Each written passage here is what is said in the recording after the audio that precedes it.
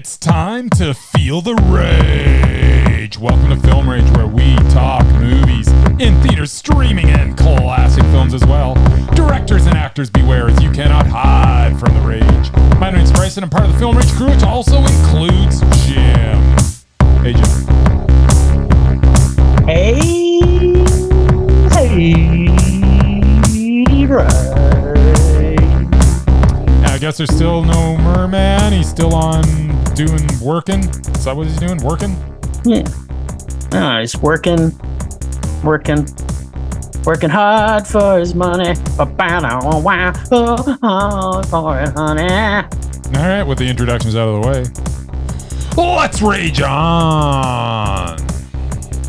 Well, thanks to all who've been supporting us. If you love our independent podcast, please like, subscribe, share, and give us a 5-star rating on your listening platform, or support us and join the Film Rage community by joining our membership at buymeacoffee.com/FilmRageYYC. If you cannot commit to a membership, you can still buy us a movie rental and dare us to see a terrible film. And we will watch it if it played anywhere in the world in a cinema.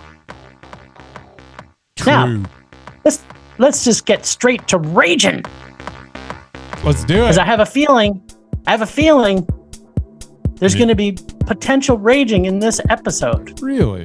I know the Amazing Merman and his predictions are not here. Mm-hmm. But I can predict, probably without a doubt, there's going to be some rage in this episode. We're going to live up to our name today. Okay. I'm not saying by who, but I'm saying it might happen. I don't know that I'm going to be raging too much. Oh, wait a minute. We're doing the Marvels first. Maybe there'll be some.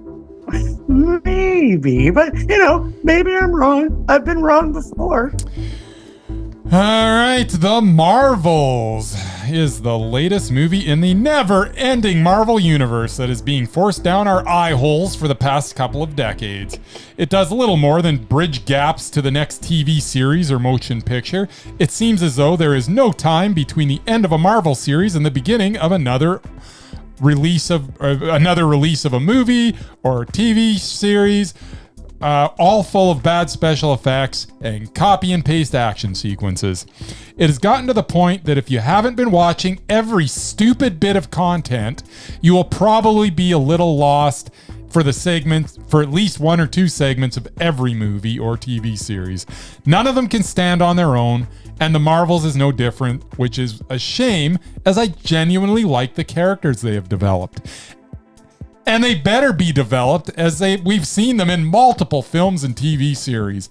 We've spent about 27 hours with them, except for Ms. Marvel. She had just had that one series. But anyways, I've come to know Carol Danvers, Monica Rambeau, and Kamala Khan, and I really do like the characters. Unfortunately, they're in a film that spreads itself too thin and is that is little more than an introduction to the next Marvel project, which will be nothing more than an introduction to the next Marvel project, which in turn will be nothing more than an introduction to the next Marvel product, which will be nothing more than an introduction to the next Marvel project, and the machine keeps moving forward.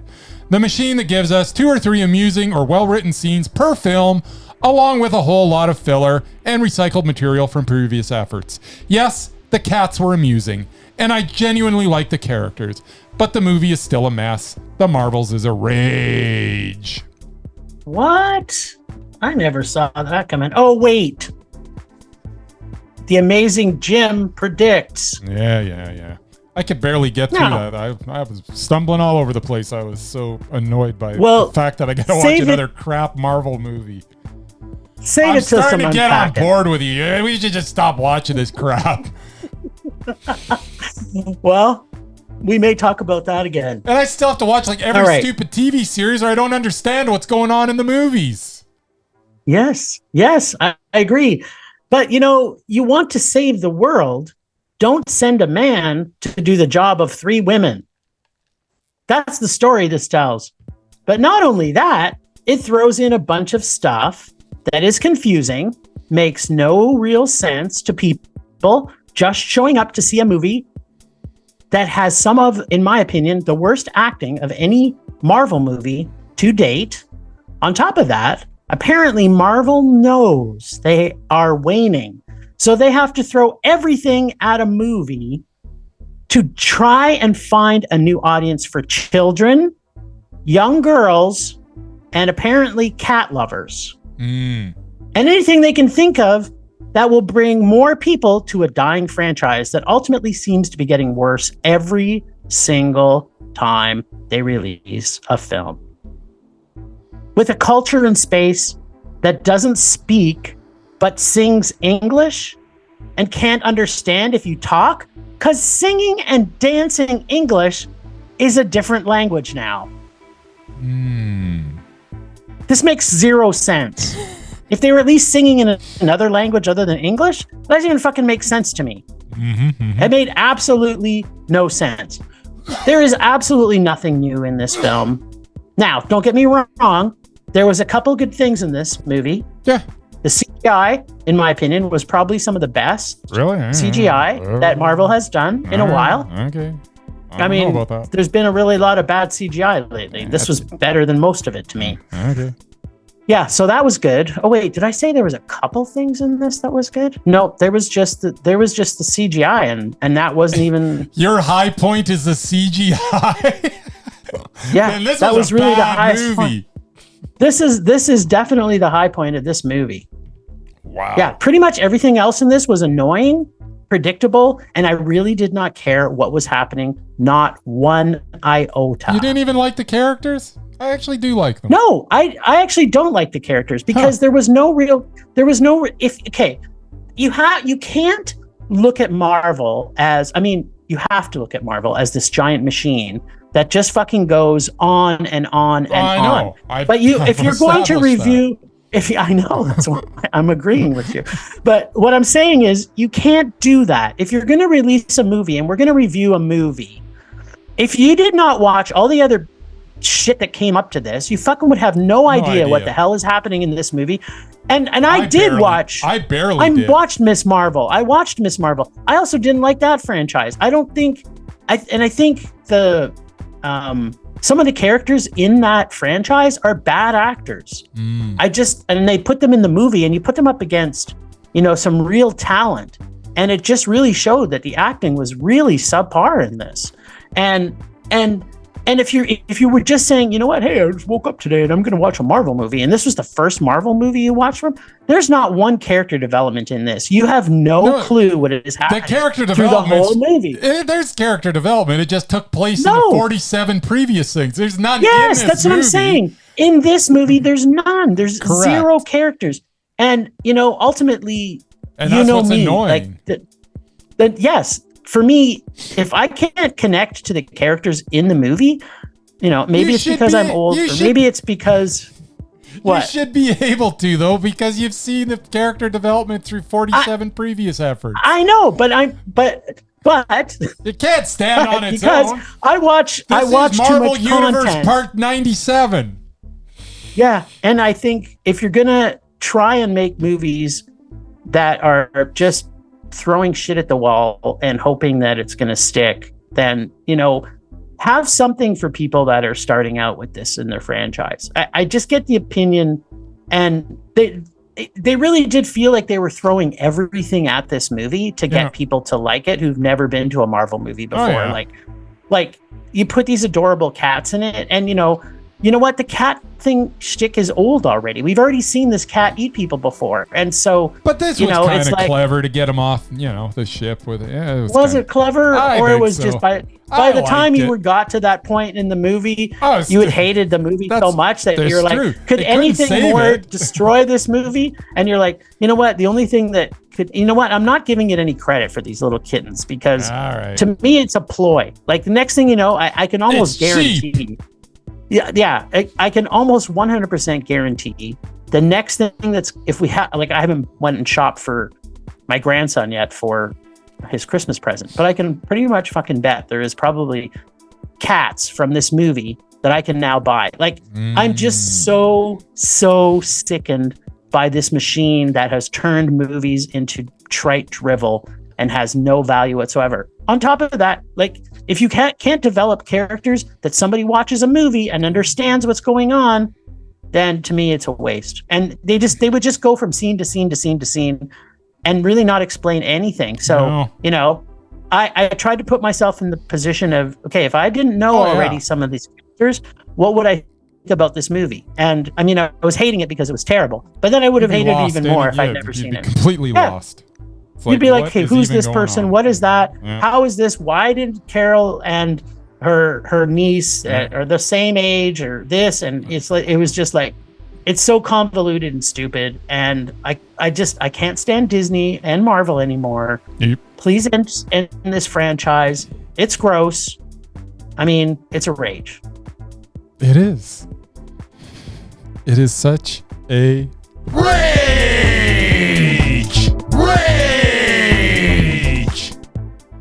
Yeah. I didn't see that coming. I thought you might have loved this movie. No, you did not. I came out of this and I was just like, what a pile of crap.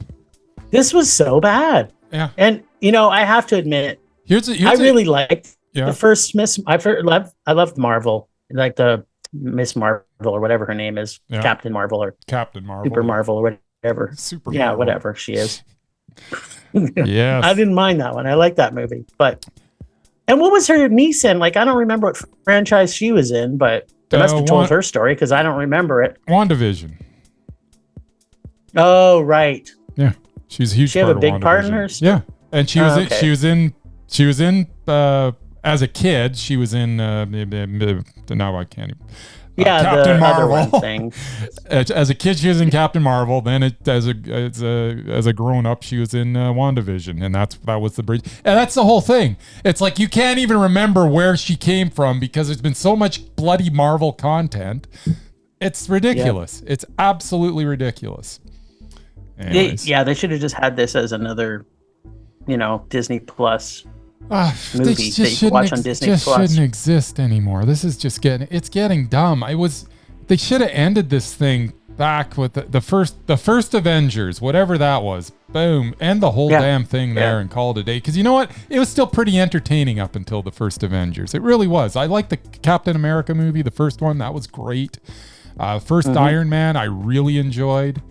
And then it was diminishing returns after that, but it was still, it was still entertaining up until the first Avengers, and then it just got worse and worse. The only thing is you get the occasional Guardians of the Galaxy, which has delivered, but man, there's a lot of crap to wade through to get to the good stuff.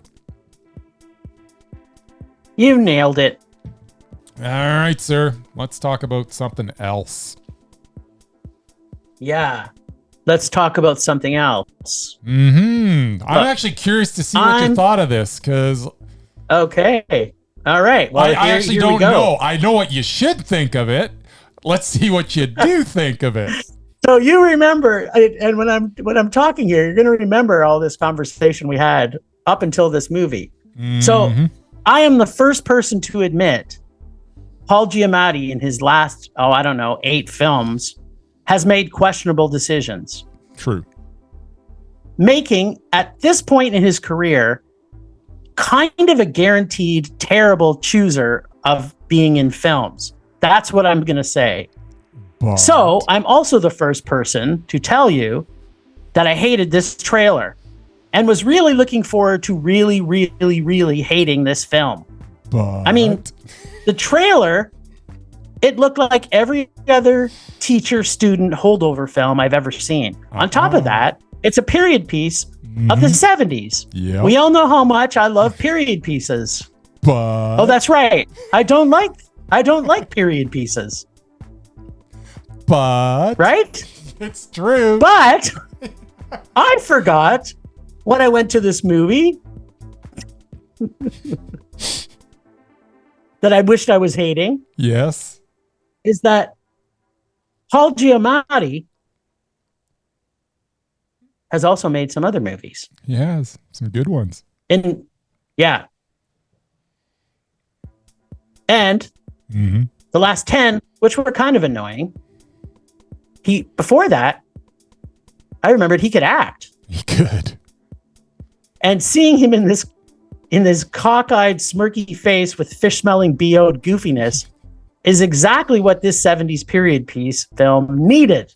Yes. Plus, I must have also forgot that Alexander Payne is one of the world's best character directors who has a knack of creating deep, layered stories that can do what he did in this film, create a film of misfits that had no point of connecting on any level and having them come together over a 2-week period at Christmas holidays from a boys' boarding school and make them a self-made family that show each other love and compassion and get me to have a smile on my face, even though the story is predictable and not super original. But the character stories were all ones that I wanted to know more about. Every character in this seemed so natural and believable in this super, super, super strong characters with Divine Joy Randolph and Paul Giamatti, both longtime professional actors, are both generous and giving to newcomer and to help newcomer, actually. First-time actor in a film, Dominic Sessa, get the absolute best of his performance. This film had me smiling and even giggling at times in this mostly, and I say mostly because of Giamatti and his quirky and adorable portrayal of a hard-ass teacher with no elasticity and basically completely unlikable to become a character you were rooting for right up until the very final act of this heartwarming story. Okay, Mr. Paul Giamatti, stick to this new plan. I'm going to predict it for you. Stop making the shit you have made for, say, the last 12 movies and just make ones like this. Yes. You know, movies that are Mondo. That's what you should do. There you go. Because you haven't done that for a long time. It's kind of good advice for everybody, but... Well, especially for him. And yes. we'll unpack because this a little bit. Should what did you... What did you think of this? All right, here we go. The Holdovers is the latest from director Alexander Payne, who has given us many memorable films such as Election, Citizen Ruth, Nebraska, and of course Sideways, which was the last time he worked with Paul Giamatti until this latest effort. It is a film that is a throwback to when Hollywood occasionally produced adult dramas that were character-driven and well-written. Paul Giamatti stars as Paul Hunham, a professor at the prestigious Barton Academy in the early 70s. He is liked by no one and seems to take glee in handing out failing grades, but that is just what lies on the surface. As we get into the film, there is a lot more to this man. Divine Joy Randolph is Mary, the head cook at the academy, who is grief-stricken as she has recently lost her son to the Vietnam War, and she acts as a kind of reality check for our other two main characters. That third main character being Angus Tully, played by newcomer Dominic Sessa. Sessa has a very natural way about him and combines leading man potential with a down-to-earthiness that seems to have him positioned to be a future star.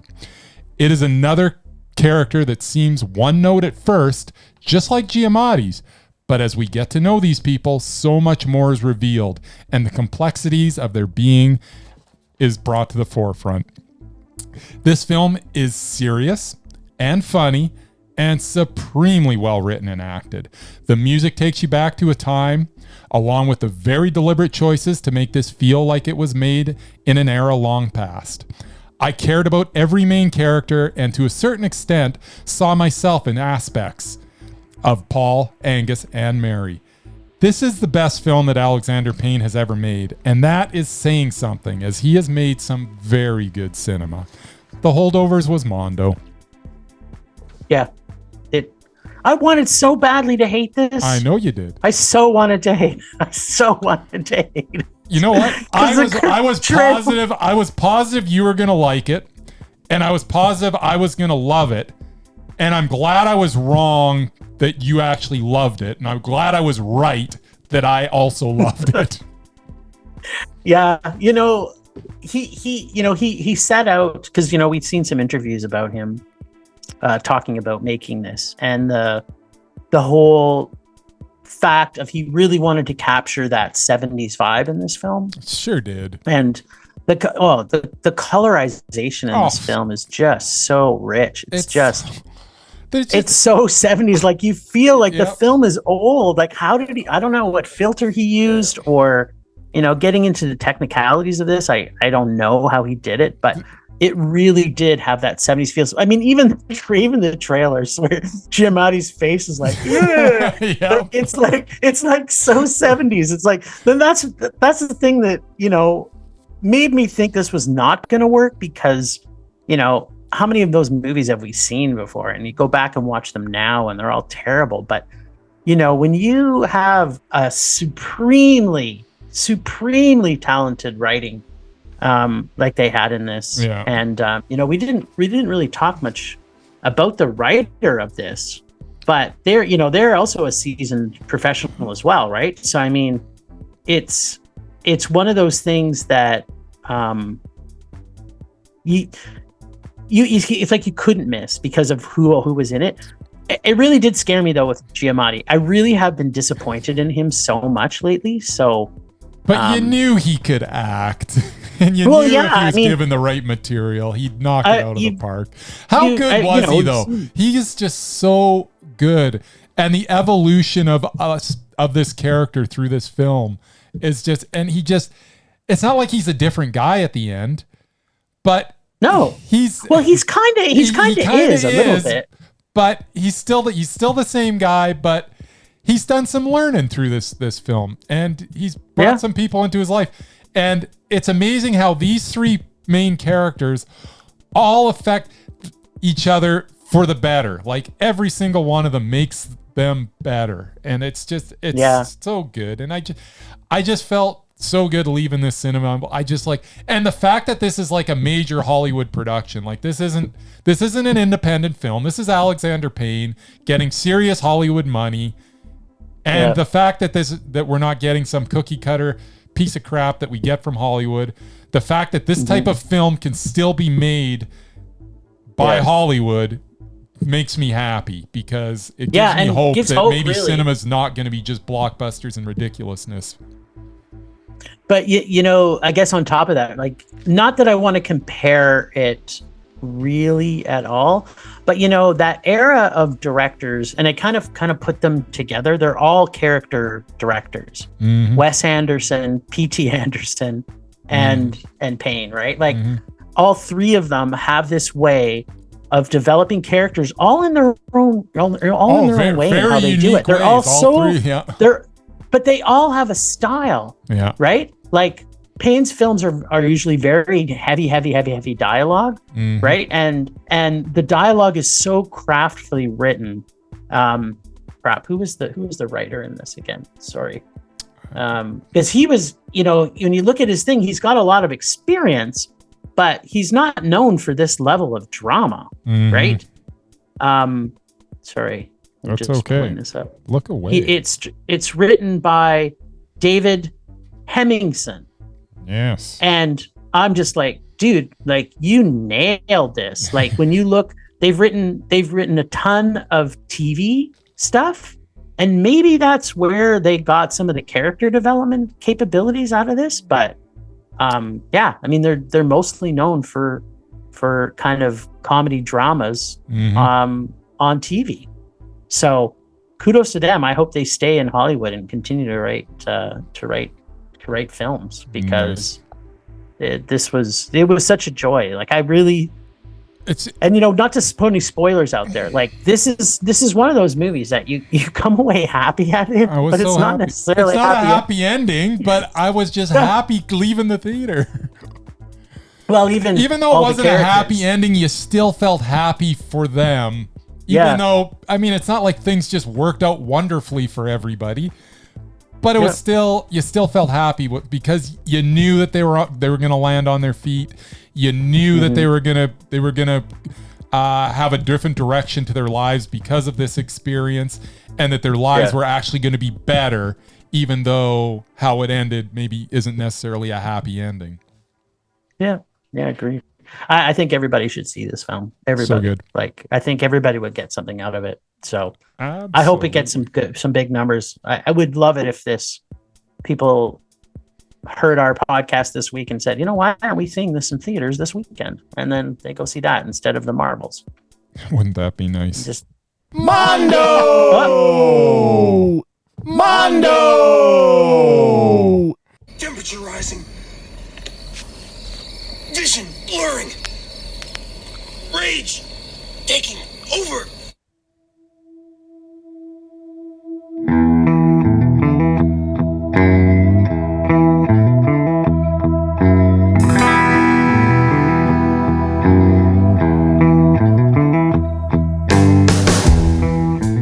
Oh, a sweet, sweet rage. My rage this week is Marvel and Disney. Fuck off, I hate you. That's it. All right. Well, now I kind of feel unoriginal. No fitting.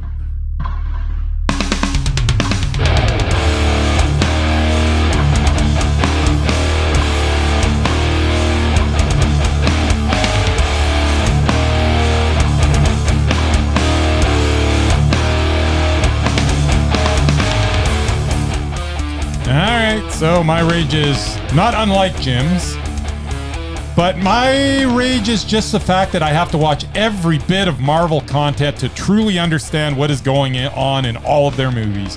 None of them can stand on their own, and it's kind of exhausting and way too time-consuming to try to keep up with all the content. That's my rage.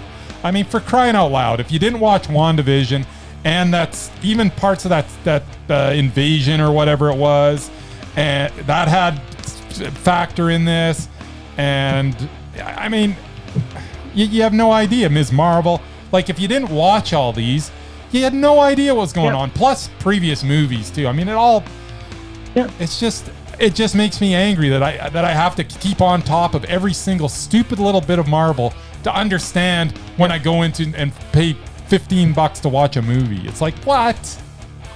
But this is this one is the absolute worst for that. Like, we've seen other Marvel movies where it just can stand alone. It can just stand alone and be a Marvel movie. Mm. But it's like they've transformed them into this now that you have to. Now. And that's the thing that is most rage-inducing. Every movie is you think to yourself, yeah, it's like, what if I don't want to watch TV? And I've chosen now to get rid of my Disney Plus because it's annoying. I haven't even watched the last Loki, and I know it's going to be amazing.